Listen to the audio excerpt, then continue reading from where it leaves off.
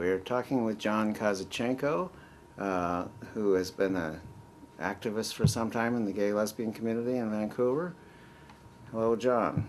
Hi, good afternoon. My name is John Kozachenko. I was born and raised inner city Toronto, McCall Street, in 1955. My earliest recollections are of being my mother ran a laundromat, King Coin Laundry on McCall Street, which had a lot of the people in the community come to their laundry, artists, because there was the art college down on McCall Street, students from the University of Toronto. I was later to find out that at the age of 13, that Jerry Moldenhauer of Glad Day Bookstore fame had cruised me when I was 13 years of age.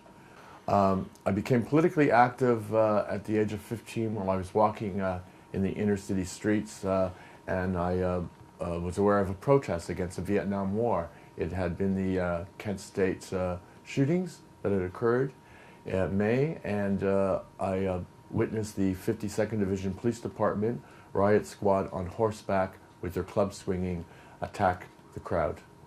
And that shocked me, and I became politically aware. Shortly afterwards, we had educational cutbacks in school spending in the province of Ontario of $13 million, and we had walkouts of the high schools.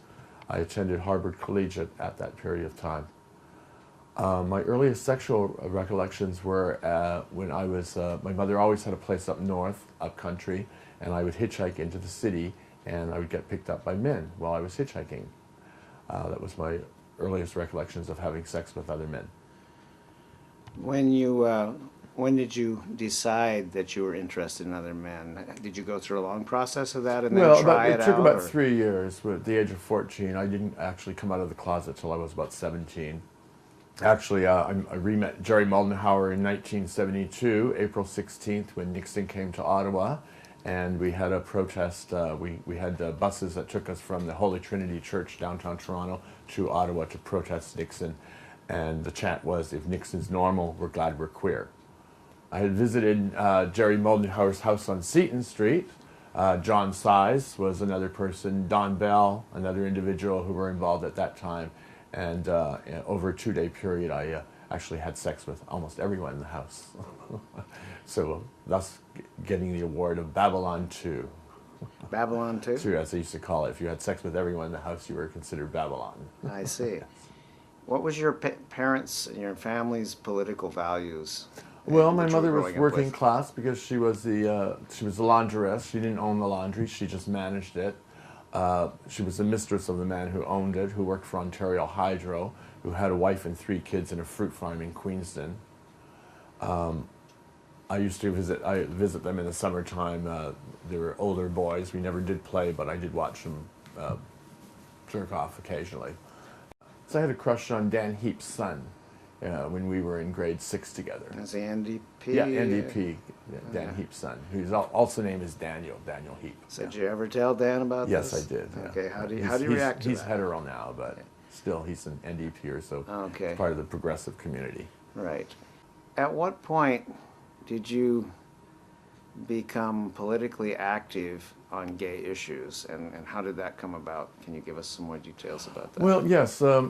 I had been involved with Gary Kinsman and Walter Davis, and in 1975 I attended the 3rd National Gay Lesbian Conference in Ottawa, where we also met people like Charlie Hill and Evergon and Ken Hillis. And we went swimming in nude swimming in Meech Lake. That was remembrance from 1975. How long did you live out east before you moved out here, or before you visited out here for that? Well, when I was 16, I hitchhiked across Canada and came here, and my 16th birthday was September 19th, so shortly after that I hitchhiked across Canada and visited Vancouver October, November, and returned to Toronto that winter. The next year I hitchhiked out here and also went to Mexico when I was 17. Was your hitchhiking adventures of a sexual nature as yes, well? Yeah. And how was Mexico for you? Mexico was wonderful. I went to San Miguel de Allende. That's a historical town in Mexico. That's cobblestone streets. What age was that for Mexico? That's when I was 17. Yeah. My first trip. Did you meet any gay activists in Mexico, or was it just the No, I gay hadn't scene? met any. It was very closeted at the Yeah. time in Mexico. I would expect so. Yeah. I just was curious. You were back in Toronto for how long? I went back to Toronto. Well, in let's see, in April we went to Ottawa in 1972 to protest Nixon, and then I came back out here. And that summer I was in Mexico in August that summer. So I was probably here in June or July of '72. And then you settled here at that point. No, I traveled a lot. In 1975, I went to Ottawa for the conference. In 1977, I went to Central America, Belize and Guatemala. In '79, I also went to Guatemala.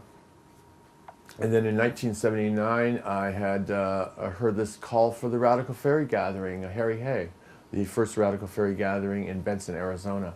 So I attended that gathering in 1979, Benson, Arizona.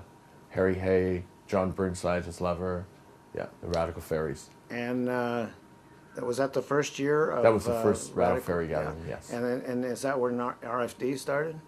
No, RFD had already been existing in Short Mountain, Tennessee, I believe, yes. I later visited their farm in Tennessee. So at that point in time, were you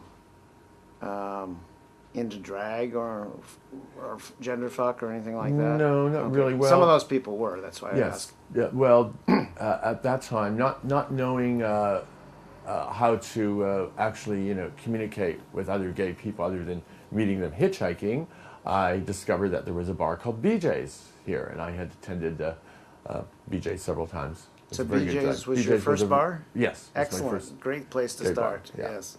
And I also remember the 616 at that time. Where was it? 616. The 616 on Robson Street, across from the where the Ambassador used to be. That is Robson Street, correct? Yes. And across from there, it's now the India Gate Restaurant. Okay. It used to be. It was 616. So it's across from Faces as well. Yes, yeah. yes. Before Faces existed, yeah. There used to be the Castle, the Ambassador, 616, the Thunderbird, which later became the Central. When you first got to Vancouver, how did you connect with the gay community? When I first got here, I didn't really connect with the gay community other than going to BJ's because it was an obvious gay bar. I mean, What year was that again? I used to 71. 71. Yeah. At that time, I used to stay in the youth hostels that they had at, I believe, just over the Cambie Bridge. There used to be a youth hostel. So that was the same time that GLF was here. Did you ever go to that? No, I attended a group called. Who was involved in that? It's called Gay Men Together. I know I met Maurice Flood at that time. Yes. There was a social group that met once a week. It was called Gay Men Together? Yeah, I believe it was. And that preceded Gate? Oh, that was at the same time as Gate. Okay, so it was because a I social remember arm of meeting Maurice Flood and his wife Cynthia. Yeah. And did you get involved with Gate at all at that point? I believe I attended one of their protests. They had a protest. They were having an issue with the newspaper not allowing Vancouver Sun. gay ads. Yeah. What other institutions in the Vancouver gay lesbian community did you become aware of, and in what order? I had become a Trotskyist in 1971, so I hung around the Vanguard bookstore. Oh yeah. Yeah. Did you have any instances in your early days of being bashed or harassed or bullied in school? Yeah, there were always the comments about homosexuality, but as far as no violence, the most violence I saw, I remember at one time, every Halloween there used to be an event at the St. Charles in Toronto, and the police would block off the street, and all the the engineering department of U of T students would be across the street throwing eggs and things. So at one time I was hit by an egg, but that was like 1980, 81, because we had the bath raids. I was at the bathhouse the night before it got raided in February 5th, 1981.